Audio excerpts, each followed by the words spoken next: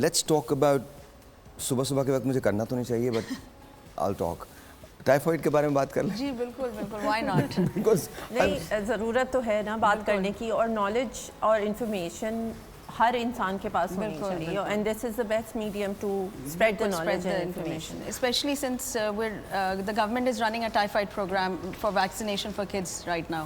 ज़बरदस्त। अच्छा जी, अब मैं आप लोगों के जो सवालात हैं वो करने जा रहा हूँ, और उसके बाद आपको पूरा साइकिल भी हम दिखाएंगे। पर प्लीज़ अंडरस्टैंड कि ये आपने, अगर आपको डिजिटली आप इसको देख रहे हैं तो इसको शेयर करना है। आपको हमारे फेसबुक को विज़िट करना है, आपको हमारे इंस्टा को विज़िट करना है, शेयर कीजिए इस इन्फॉर्मेशन को, क्योंकि बहुत इंपॉर्टेंट इन्फो है। मुझे बताइए, टाइफाइड जो होती है, ये पीछे इन्होंने एक वो लगाई है, सिम्टम्स हैं इसके, ये सिम्टम्स हैं?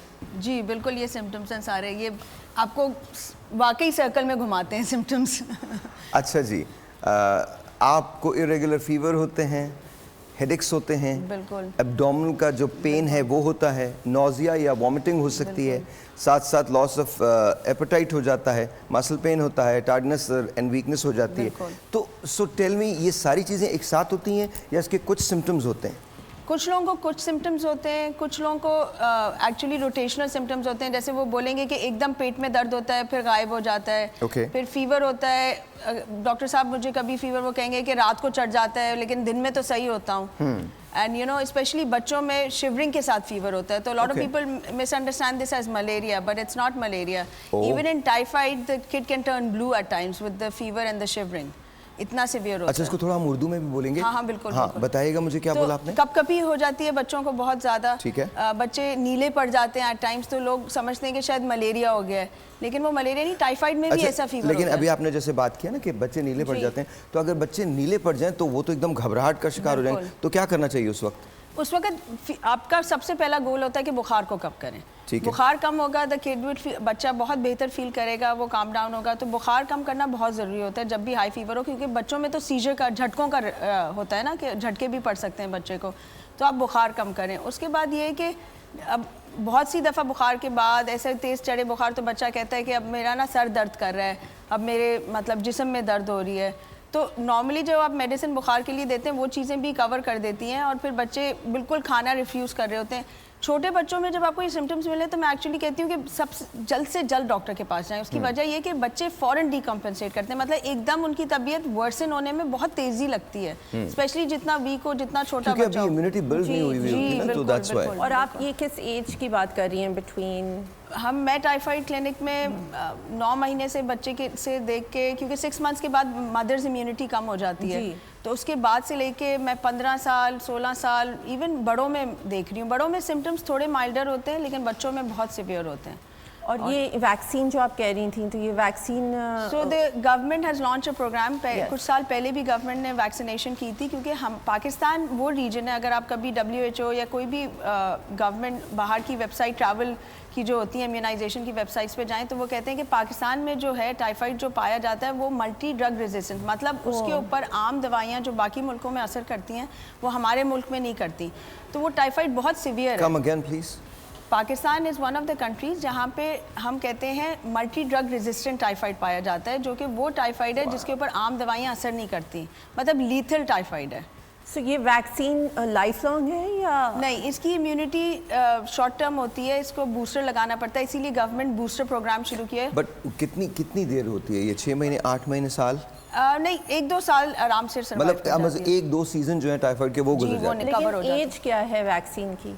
तो 9 महीने के बच्चों से लेकर 15 साल के बच्चों के लिए गवर्नमेंट ने प्रोग्राम किया है लॉन्च। वैक्सीनेशन सेंटर्स पे ये आराम से अवेलेबल है, आप जाएं अपने बच्चों को वैक्सीनेट कराएं। स्कूल्स भी रन कर रहे हैं ये प्रोग्राम, स्कूल्स में भी वैक्सीनेट कर रहे हैं सब बच्चों को। And it's all free? It's all free.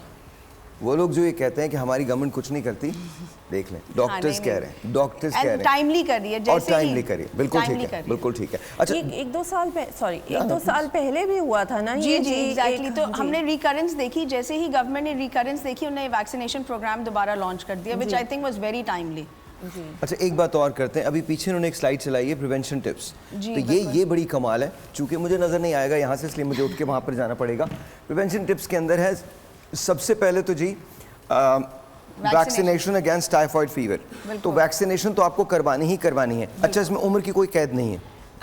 वैसे गाइडलाइन कहती है कि आप अप टू एज ऑफ 45 कराएं इसकी, लेकिन हमारी गवर्नमेंट के पास क्योंकि लिमिटेड प्रॉब्ली स्टॉक है वैक्सीनेशन का, तो उन्होंने 9 महीने से 15 साल के डॉक्टर साहब, हियर्स द क्वेश्चन, वो तो है तो सही, लेकिन फर्स्ट कीजिए कि अगर मुझे करवानी है या ज़ुबिया को करवानी है या इन लोगों को करवानी है, तो क्या हम पैसे दे के करवा सकते हैं? अभी अवेलेबल नहीं है, अभी अवेलेबल नहीं है। अच्छा, तो हम उस पर भी बात करेंगे कि क्या किया जा सकता है। But vaccination against typhoid fever, ये अपने वैक्सीन तो करवाना है, अपने बच्चों को तो वैक्सीनेट करवाना ही करवाना है। इसके बाद drink clean water. I know आपका सवाल होगा कि कहाँ से लाएं क्लीन वाटर, बट जो वाटर है उसको उबाल के पी लीजिए, उसके अंदर आप सल्फर शामिल करके उसको क्लीन कर लें।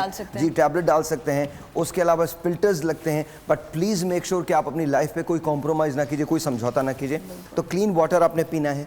फिर इसके बाद ये बहुत ज़रूरी है, हमारे सियासतदान बहुत ज़्यादा करते हैं ये, वो अपने हाथ बिल्कुल साफ़ रखते हैं, बिल्कुल क्लीन रखते हैं, वो इतना धो लेते हैं कि लगता है कि मतलब उनसे ज़्यादा साफ़ किसी के हाथ है ही नहीं।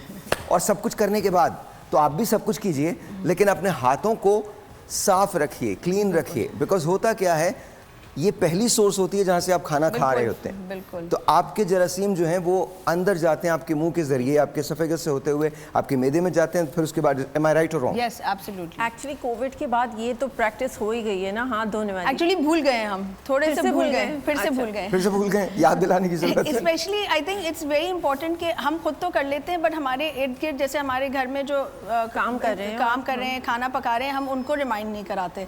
अभी आज सुबह ही मुझे मेरी फ्रेंड का मैसेज आया, उनके घर में बारी बारी सबको इन्फेक्शन हो रही है। वो कह रहे हैं हम सब तो हाथ धो रहे हैं, इन्फेक्शन आ कहाँ से रही है? मैंने कहा आपने अपने घर में किचन स्टाफ को बोला कि प्लीज हाथ वॉश करें, बिकॉज वो स्प्रेड कर रहे हैं। उनकी इम्यूनिटी स्ट्रांग होती है, उनको सिम्टम्स नहीं होते। All right. तो हम क्या बात करें? हम बात करें वैक्सीनेशन अपने करवानी है, आपने साफ पानी पीना है, अपने हाथ साफ रख रहे हैं।